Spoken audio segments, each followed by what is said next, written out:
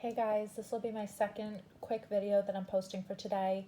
I'm just trying to get some videos out there and ready for next week. You guys are going to be working on again, just to recap what I did in the last video, day 1 and day 2 will be equivalent fractions. Day 3 and day 4 will be multiplying a whole number by a fraction less than 1. And then finally on Friday and Monday, so that'll be the end of this coming week and the beginning of the following week, you're going to be working on tenths and hundredths. So basically understanding how to add those, how to convert those. So I'm going to go ahead and give you some examples to get you ready for, I believe it's lesson 20 in the Ready book. Yes, it's lesson 20, and it is on adding tenths and hundredths in fraction form. So here we go.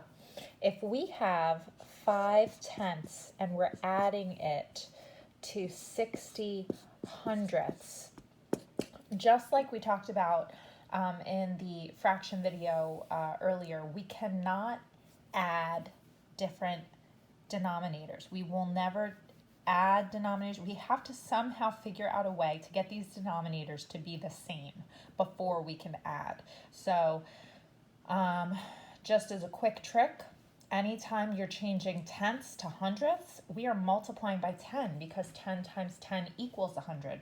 So all you have to do is actually add a 0 to the top and bottom. You've just multiplied the top and bottom by 10. Now we converted 5 tenths to 50 hundredths, and I can go ahead and add these two, which would be 110 hundredths. So that's how we would convert and add tenths and hundredths. Let's go ahead and try another one.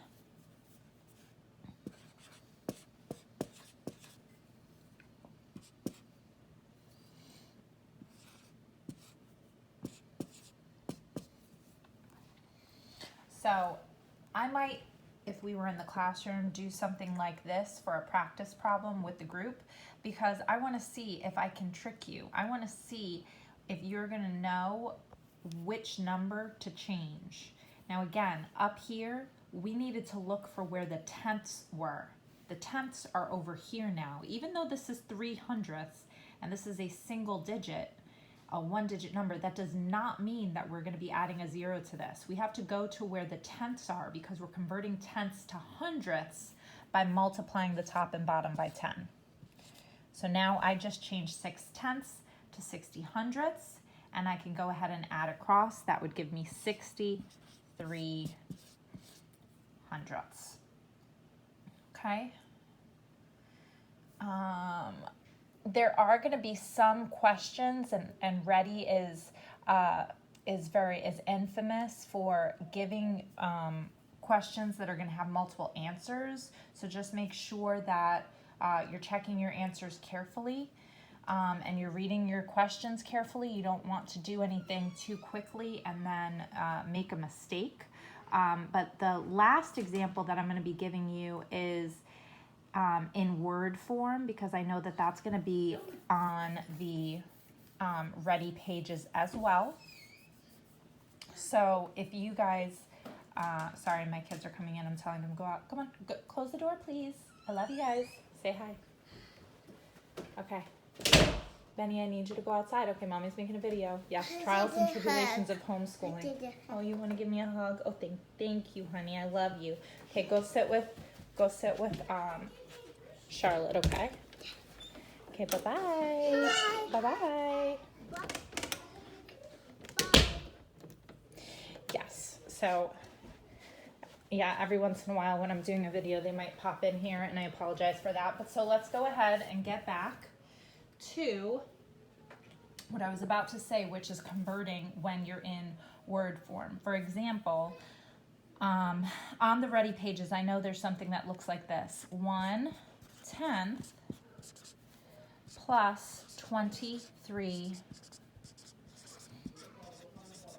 hundredths. So before we can add that, we need to convert it. This is unit form. I'm sorry, word form is not the correct term for this. This would be unit form because here, these are still written in numbers and here it's telling you the unit. Okay, so this is considered unit form. So now what we're going to go ahead and do is convert this or change this into standard form. 1/10 when written as a fraction looks like this. 23 hundredths when written as a fraction looks like this. Now that we have it in fraction form, we can go ahead and do what we were doing before. We find our tenths, we multiply the top and bottom by 10, and then we go ahead and add across. So we have 10 plus 23 equals 33, and my denominator stays the same. I hope that was helpful for you guys. I'm going to go ahead and put this on the website now. The website is basically going to have, like I said, the YouTube videos, some supplemental materials, some extra practice pages, and the lesson plans for next week. Talk to you soon.